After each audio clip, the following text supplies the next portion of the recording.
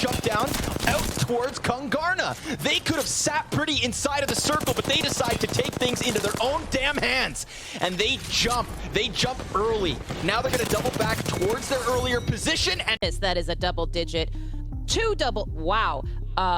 Okay, there you go. Valkyries are high persistence of Gibraltar's naturally in a map where there's not much cover. That, you know, having Gibraltar makes a lot of sense, but we saw underrated with a, you know, the Revtane combo make it all the way to second place.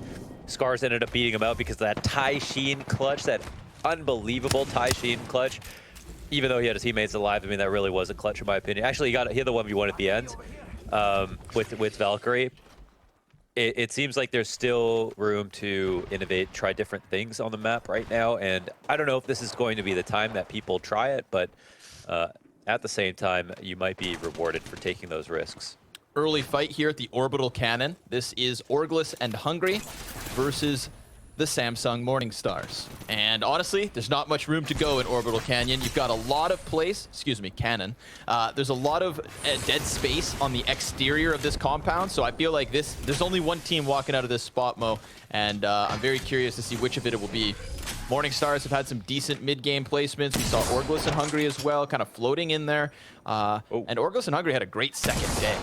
So we've got the Sentinel, the unscoped Sentinel. Ooh, just using the red dots, but I mean that's solid. That's solid DPS. He's giving him the openings, you know, three chances to play there. So let's see. You know, everyone's gonna be low on resources. He wants to try it again. I'm not sure if this is a duel he wants to take, you know, in this position with those small opening windows. Let's see how they approach it. Rerouting now. Yeah, just gonna make sure they stay shoulder to shoulder. That's Orgless and Hungry's strategy here. Maybe they can get a spot where they overwhelm the Sentinel. Ooh, crack. Nicely done by Badoli, but that's gonna drop the Gibraltar shield on the other side. He's gonna have to take some thermite grenade damage. And on the fallback, look at Matafe. He is already completely fleshed, trying to sprint away. They get caught, and it seems like the Morningstars have their number. Do they let them get away? Or can they manage to turn this upside down? Because Mask, he was a little bit separate from his other two teammates. However, the answer is there. Matafe has been dropped, and they've got another player caught out in the open. That's Badoli trying to just peek over top of the wall. The revive's there, thanks to Silta. This 3v3 is so intense, but this is the conversation we have with Olympus, right? This fight has now been going on for so long that there is the chance of a third party coming through. Hasn't happened yet. Nobody else is near. And the Sentinel from Mox does manage a down. Now we've got the punches back and forth. Matafe in with an answer, but it is in fact the Morningstars to get eliminated. They tried to chase Orgless out into the open, and then suddenly that Sentinel comes into play. That is crazy. It felt like they had the confidence advantage. They got up on the high ground. They pushed their opponents out of their looting area, and then they tried to finish off their foot. Honestly, I think it was the correct move to make. I don't know what you thought, but it felt like they had everything going for them. But it just comes down to the individual level. They couldn't keep up. They literally just got out-dueled when it mattered the most. It did feel like the right play. Scars. Oh my God. Not again. Oh my God. 2 downs. RPR, last one up. They're out. 19th place from maps in a row. Oh my goodness. There. 2 behind. I mean. And now Na'Vi as well. Na'Vi also on the cusp of death, perhaps. Kuya, he's going to have to be the difference maker. They've got him locked in. This is going to have to be a huge clutch play from Kuya. And it's versus Aqualix, who are just coming off of a very hot win. Not to mention a dog pile of points. Kuya's gonna make the most of this Octane movement speed, get the hell out of there while he can. It feels like those shots coming from the top of the hill could actually keep his opponents pinned down, and that creates a bit of space for him, but he is gonna have to contemplate going back for banners at some point. This is a weird circle, including that middle connection. No kidding. Between No Name and the so incredibly Labs. Aggressive, man. The amount of duels that are happening right now. 16 squads left over. I think that's another wipe. That's Kuya going down. Yeah, that's the wipe on Na'Vi. Are they out? I think so, man. Kuya was all that was there. Oh my God. I looked away at the map, looked back, and maybe Na'Vi are gone. Damn. Sir Del will be revived. So this is an excellent beginning, I think, for Aqualix, right? They're securing some KP, they're securing a decent spot in what will be the zone, but you know, we talk about the potential for early kills and early fights on Olympus. This is a great example of it. We're not even done with the first zone close, and we're already down to nearly only 15 teams.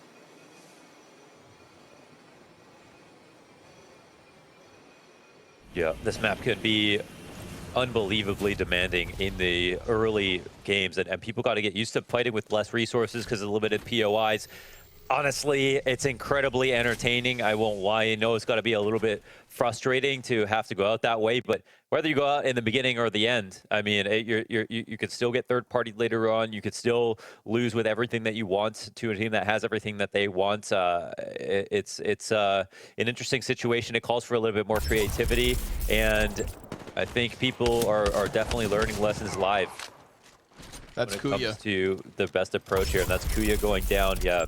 Yep. A lot of top dogs out early. Looked like Aqualix, you know, they knew they had him weakened. He had already made that one move back away, right? We saw Kuya immediately run towards that little trench, and then he had come back towards his teammates' banners. And I think that return to the action is what really activated Aqualix on the chase, and they didn't let him get away a second time. So sure enough, confirmation. Yeah. Na'Vi eliminated outside of the top 15.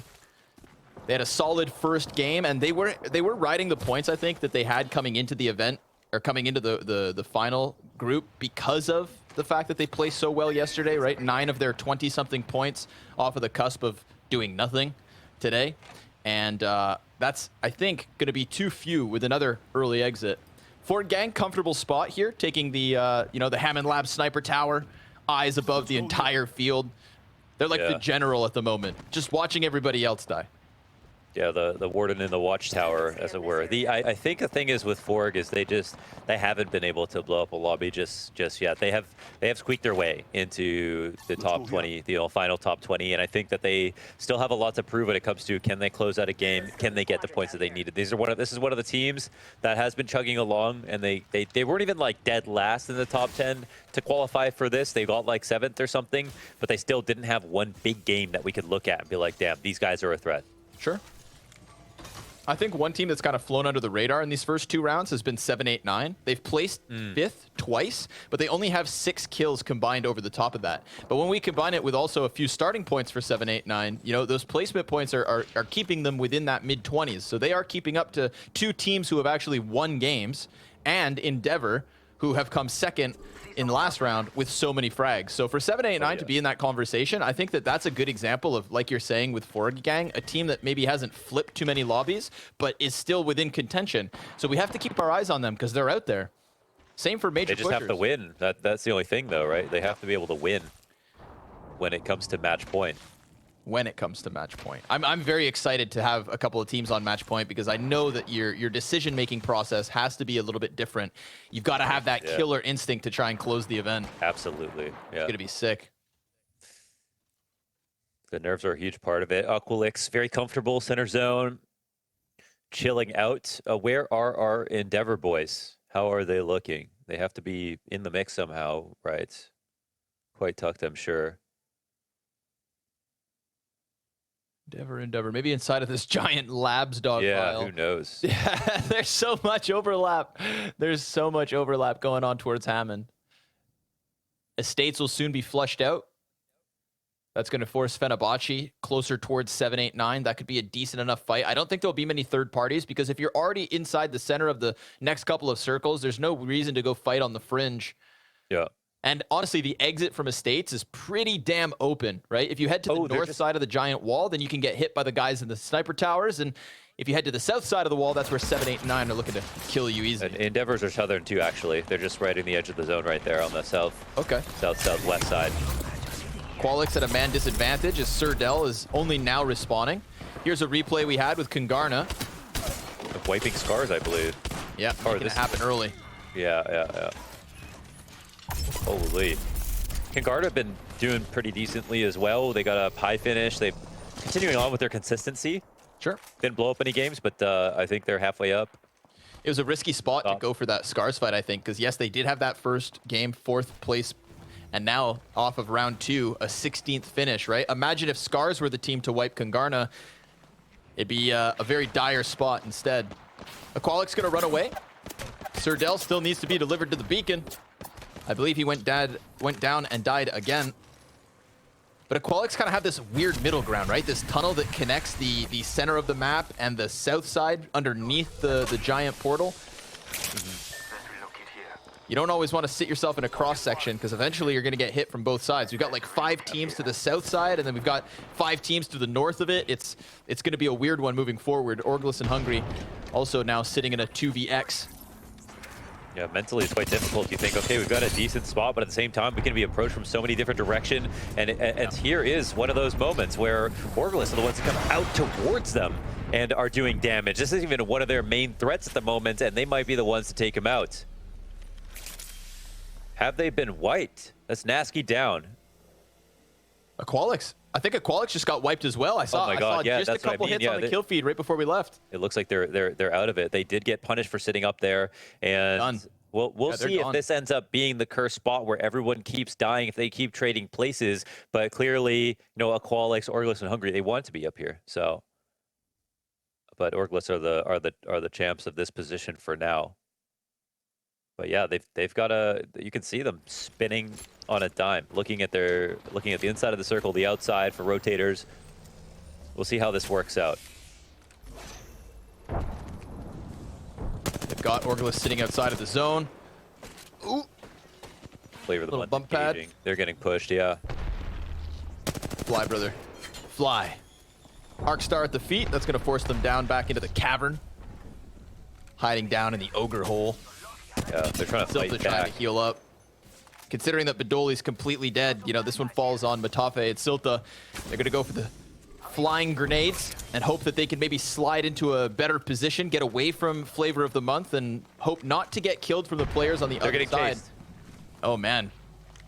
This is so smart from Flavor of the Month. They realize that now their opponents have put themselves in jeopardy and have to heal outside the zone, and Flavor can camp it, and they don't have any other threats right near them. They're hunting hard for this KP. They are hunting indeed. Ooh, and they that's see it. Spotted. They've got to be careful. There's also, you know, there's a third straggler that is not with the duo. Yeah, Silta on the other side. Oh, there it is. But The punishment. Ooh. They exit through the open. They still have a chance. Flavor of the Month, so kill hungry at the moment. Really do not want Orglis to escape the situation. They don't want them to rotate in behind them either. Yeah, so, you know, you've got to push forward. You got to clear one side so that you can focus back. And the wingman shots from Knob. Back-to-back downs. Takes out 2/3 of Orglis and Hungry. And Silta now, well, he's taken the position that FOTM once held towards those TPs. Now we're on with the Magicians in the tunnel system outside Turbine. Silta just got the hell out of there. Teleported across the map. See ya. Flavor win that duel and establish. Nice confident move from them. Kagurna, interesting spot as well because they are, you know, fighting against Fenerbahce, but they have a nice area. Fenerbahce are gone, don't exist anymore. They have a very, very nice spot to try to fight in towards the next zone as well. There's no way for Silta to get those banners back at this point. Yeah, So and if he's not careful, KNG and Fenerbahce, he's going to walk right between 6 players. He's dog meat, I think. Yeah, who takes that 1 KP?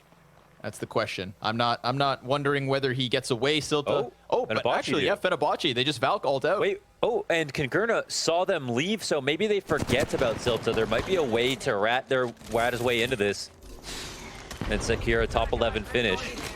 It looks like Graceful has eyes on him now, though.